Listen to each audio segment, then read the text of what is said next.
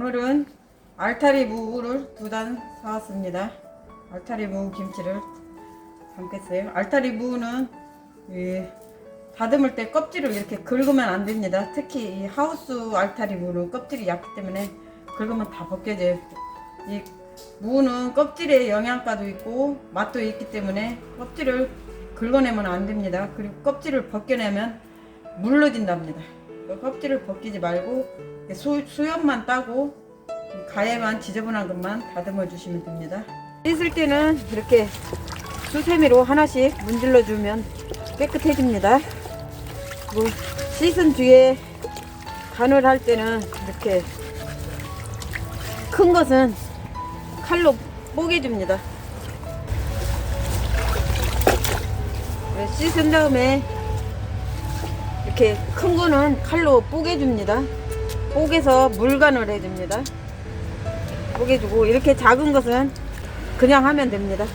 깨끗이 씻은 무를 물간을 해줍니다.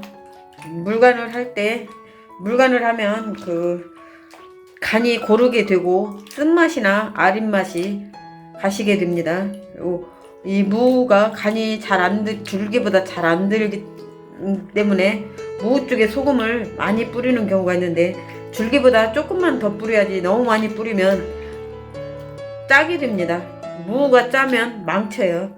삼삼해야 이제 담아놨을 때 맛이 배어 들어가면서 맛있게 됩니다. 네, 소금을 너무 무에 많이 뿌리지 않도록 주의하세요. 조금 간이 덜 돼도 괜찮지만 너무 짜면 망칩니다.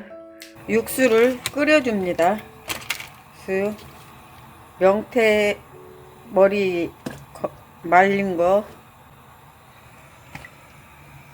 뒷포리 멸치, 표고, 그다음 말린 자색 양파입니다. 말린 자색 양파를 넣고 육수를 내줍니다. 다시마는 끓으면 마지막에 5분 전에 넣어줍니다. 다시마는 불을 끄기 5분 전에 넣어줍니다. 5분간만 끓여주고 불을 꺼줍니다. 다시마를 넣고 5분만 끓이고 불을 끄겠습니다. 마지막에 잡내를 없애기 위해 소주를 조금 넣어줍니다.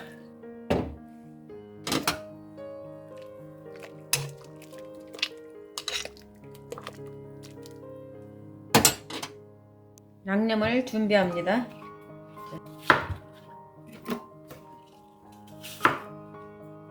사과를 넣고요. 생강도 넣어줍니다.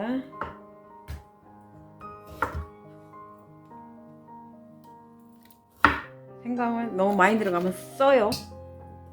너무 많이 넣지 않도록 합니다.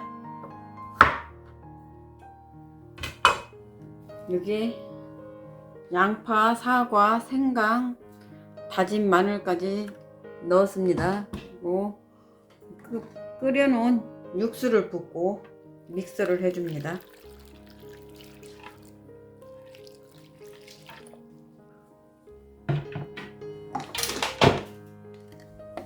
육수는 갈아질 만큼 넣으면 됩니다.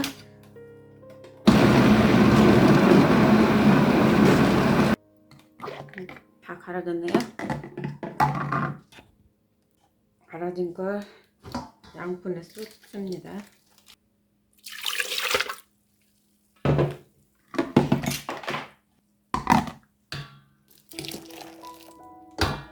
여기에 건고추 가른 것과 사과, 양파가 들어가는 것입니다. 새우젓을 넣고요. 까나리 액젓을 넣고요. 고춧가루도 조금 넣습니다.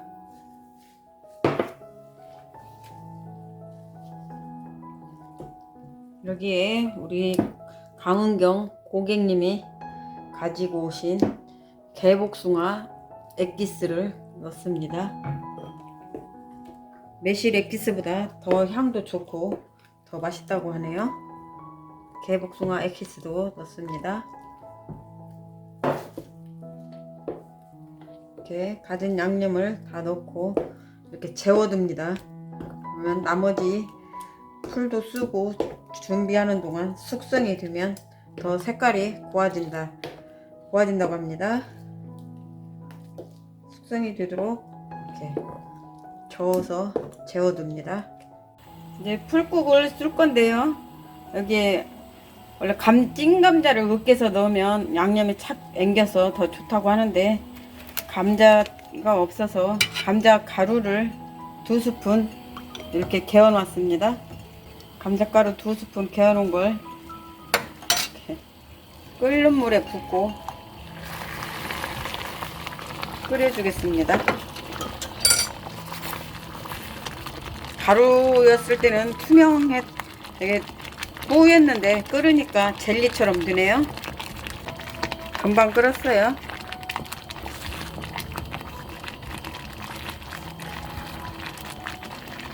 마치 젤리 같아요.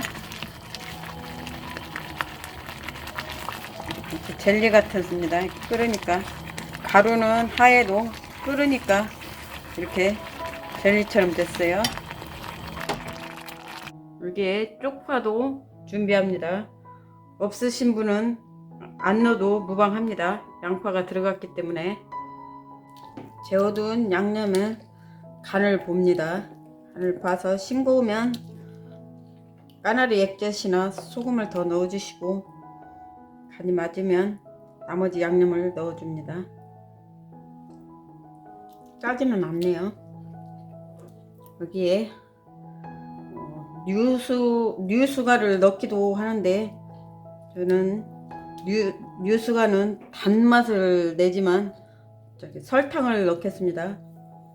설탕을 넣어주면 설탕은 전체적인 맛을 살려주는데 뉴수가는 단맛만 내거든요. 그래서 저는 설탕을 조금 넣었습니다. 설탕을 넣고 통깨도 넣어줍니다.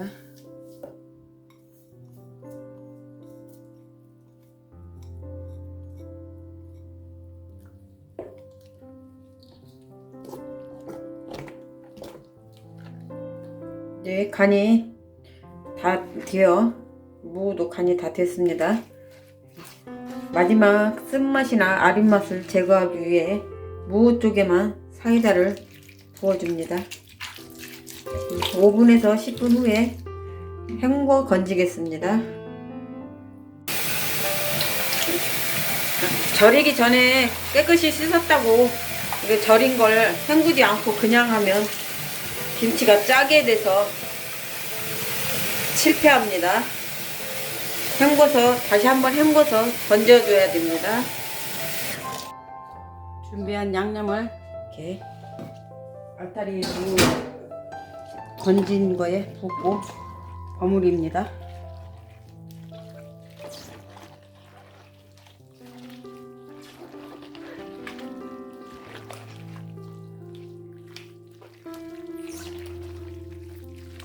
건져놓은 무 위에 양념에 고루 묻도록 뒤적여 줍니다.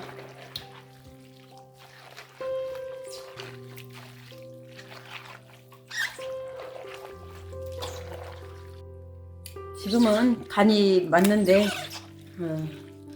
숙성이 되고 나면 싱거울 것을 대비해서 약간만 소금을 넣어 주겠습니다. 물론 까나리 액젓을 넣어도 되고 하지만 소금을 넣으면 소금은 그냥 단순히 간만 맞추는 것이 아니고 짠맛만 가지고 있는 게 아닙니다. 소금에도 단맛도 있고 맛을 내줘요. 쉬운 얘기로 커피를 소금을 안 넣고 마셔도 맛있게 먹지만 더 맛있게 먹으려면 소금을 한 2발만 떨어뜨려도 훨씬 더 맛있다고 합니다. 그만큼 소금은 느끼하지 않고 개운하게 맛을 살려주거든요. 그래서 무조건 액젓만 넣고 간을 맞추는 것보다 소금을 조금 넣어주는 것도 좋습니다. 깔끔하게 간을 맞춰주거든요.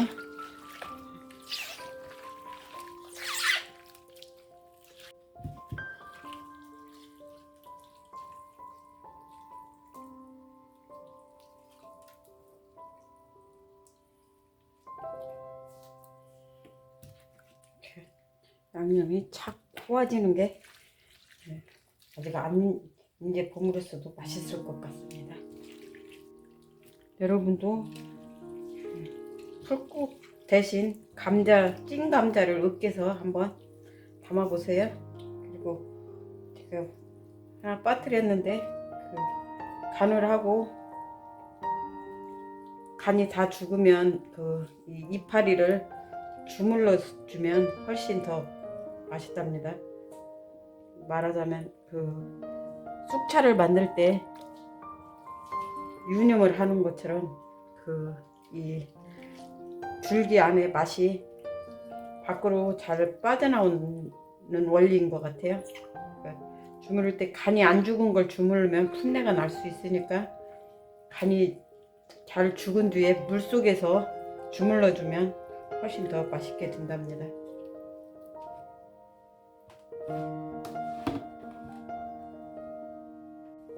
많은 것 같았는데 얼마 안 되네요. 제가 많은 것 같아서 양념을 넉넉히 했는데 양념이 진짜 많아요.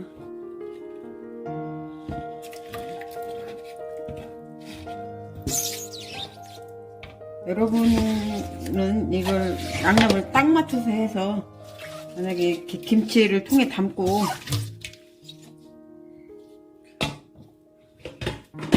위에가 김치 국물이 잠기지 않고 있으면 맛이 없잖아요. 김치가 익으면 우리가 김치를 처음 꺼낼 때 이렇게 드러내고 이렇게 소개치를 꺼내는 것은 이렇게 드러내고 소개치를 꺼내는 것은 김치 국물에 잠겨 있는 김치가 맛있기 때문에 소개치를 꺼내게 되잖아요. 근데 이렇게 위에 있는 김치 이렇게 담아놓은 김치 위에까지 이렇게 양념이 덮여 있으면 위에 것도 다 맛있답니다. 만약에 이 양념이 이렇게 안 덮이고 아까 붓기 전 상태였다면 이 김치를 담은 이 볼에다 육수물을 붓고 까나리 액젓 같은 걸 이렇게 좀 부어서 근근하게 차박차박하게 부어줘야 나중에 먹을 때 위에 있는 김치까지 더 맛있답니다. 그러니까 너무 국물이 없이 김치를 담으면 익어서 먹을 때 맛이 없어요. 특히 우에치 얘가 더 맛이 없고요. 군등내가 날 수도 있답니다. 그러니까 어려서 김장독에 김치를 담아놓고 오래 두었다 나중에 먹으면 위에는 하얗게 고랭이라고 하나요? 그게 끼어있지만 속에치는 이상 없이 맛있는 경우가 있잖아요. 그것은 국물이 잠겨 있으면 변질이 안 되고 국물이 없으면 변질이 되는 거예요. 그러니까 위에까지 맛있게 군등내 안 나게 하려면 이 김치 국물을 김치 내용물이 다 담기도록 이렇게 짜박짜박하게 해주시면 위에 것까지 다 맛있게 드실 수 있답니다. 이렇게 이제 완성된 김치를 실온에서 한 이틀 정도 숙성을 시킨 다음 이렇게 기포가 뽀글뽀글 생기고 냄새를 맡아보거나 먹어보고 다 숙성됐다 싶을 때 냉장 보관하시고 드시면 됩니다. 익기 전에 냉장고에 넣어버리면 맛이 숙성 과정에서 맛이 없게 된답니다. 그러니까 숙성도 중요하니까 익은 다음에 숙성이 된 다음에 냉장고에 넣고 드시기 바랍니다. 담은 지 4일째 뒤에 아주 맛있게 잘 숙성이 됐습니다. 라면과 함께 먹어볼게요. 라면과 여자의 공통점은 시간이 지나면 퍼지고 한밤중에 간절히 생각이 난다고 하는데 이상하게 저녁밥 생각은 없고 자기 전에 꼭 라면이 먹고 싶어지네요. 살찔 정도인데 한번 먹어볼게요.